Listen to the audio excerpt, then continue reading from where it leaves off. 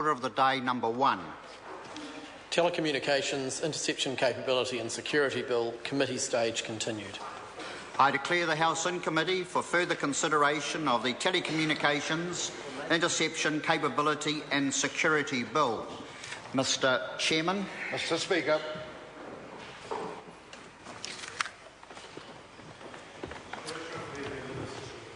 I need a minister in the chair.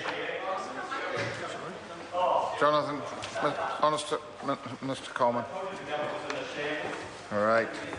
Order, members. The House and Committee for further consideration of the Telecommunications, Interception Capability and Security Bill.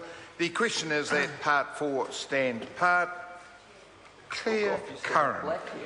Thank you, Mr. Chair. It'll be interesting to see whether the Minister in the Chair is able to answer the specific questions that are put to him during this part of the bill, because this is Part 4 of a badly drafted bill which sits alongside the GCSB bill to create a surveillance state in New Zealand that ignores and disregards the rights of New Zealanders, which includes unprecedented powers for the GCSB and for ministers to interfere in the activities of our digital businesses, our telco networks, with no checks or balances. Part 4 of this bill is where the rubber hits the road, Mr. Chair, because this is the section where the expanded regime is set out for the registration of network operators, the security clearance process for nominated employees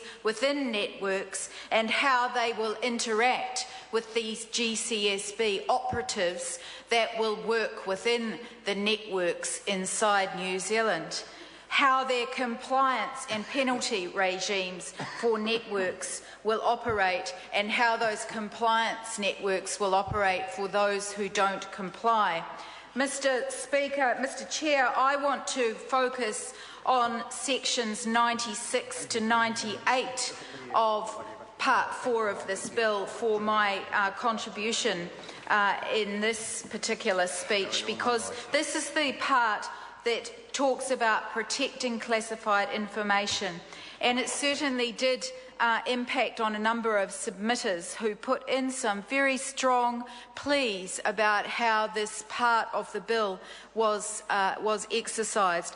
They did not say that there could not be and should not be a mechanism for hearing of secret evidence to be presented in court in the absence of a defendant and their lawyer. This is the part where, if it actually gets to court, where there is a dispute or where there is a problem, this is the part where the secret powers can be most concerning if they don't have adequate checks and balances. Tech Liberty, which is a significant civil society organisation in our country, which has presented on a number of bills before this House in the last almost 5 years around the rights of citizens and the privacy of citizens. They submitted quite strongly that this subpart in sections 96 to 98, which provides for secret evidence to be presented in court in the absence of the defendant and their lawyer, they said that as a matter of civil liberties and the right to due process enshrined in the Bill of Rights Act, that they rejected the ability of the government to use secret evidence. They said that secret evidence that cannot be challenged or responded to is a gross offence to the idea of a fair trial, that those provisions should be removed from the bill.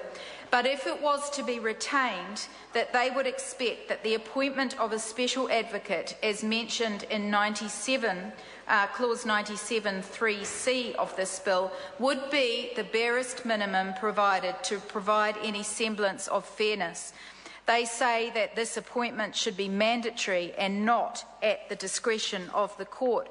Well, Mr. Chair, I'll tell you what the response was to that suggestion. And we on this side of the House would probably not take as strong a view as they did on this, in the sense that there may be times when there could be secret evidence provided in court, but that the provision of a check and balance of a special advocate was an integral part of a system that holds the highest standards of democracy up before this country. And unfortunately, this government, as we've heard in the previous debate, certainly doesn't do that.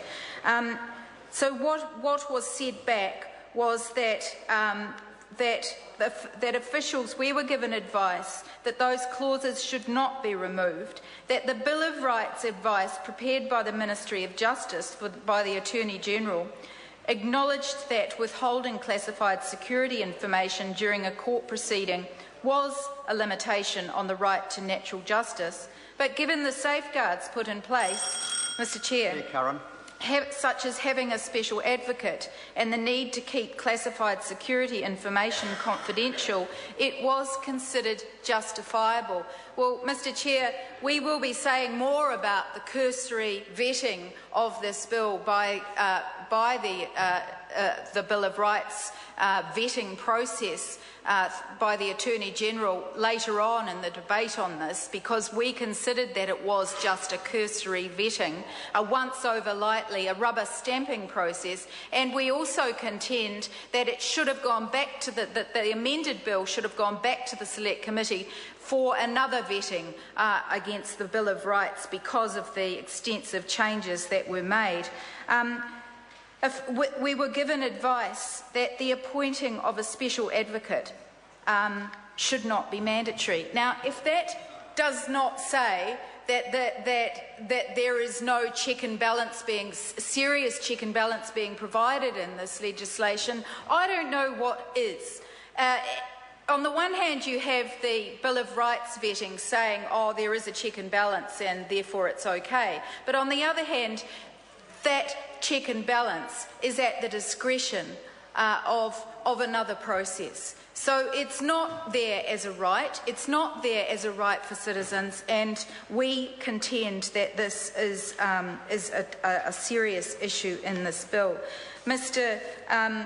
Chair, we need to talk about costs and the impact of the costs of this bill on companies, because when it comes to the compliance regime in Part 4 of this bill, this is where significant costs can be realised and may be realised to smaller, particularly the smaller companies that we've been warned about through the passage of this bill because of the broad definitions of network operators and special providers and service providers in this bill, particularly around what constitutes a network operator. And I just want to go back to the letter that we received as all members of Parliament from NZ Rise, who represent a body which represents the New Zealand-owned digital technology sector. These are a group of reputable companies who are trying to be the innovators in our country, and we should be listening to them. They say that in practice, a small number of businesses, these are the bigger networks, the telcos, will self-identify as network operators, and those will only notify a small subset of the decisions covered by the bill. The rest will be in possible non-compliance, and as a result can be easily pressured by security agencies. Now, they are warning us that this broad definition of network operator could encompass an enormous number of companies, smaller companies, that may find themselves in non-compliance and may end up in the compliance section, liable under the compliance section of this Act, which is overly onerous, secretive, without checks and balances, and which could have a huge detrimental effect on our technology sector. They invite us to consider the practical realities of this, that small New Zealand businesses may be likely to be intimidated, that the broad powers and expansive wording of the bill could completely undercut New Zealanders' rights to privacy and protection against unreasonable and disproportionate search. Mr. Chair, these obligations we have contended are onerous. There are not enough checks and balances, and the definitions are far too broad in terms of who they encompass. And it may be, and that is why we have used the phrase chilling effect on a number of occasions, because our technology sector, which we think should be driving economic development in this country, and we think we should be giving signals to that we want it to drive economic development in this country, what we're doing with this bill is giving it another set of signals that they'd better watch out, because Big Brother is watching. Call Grant Robertson. Thank you very much, Mr. Chair, for the call. Sorry, what was that? No call being taken by Sam Lotoinga on this bill.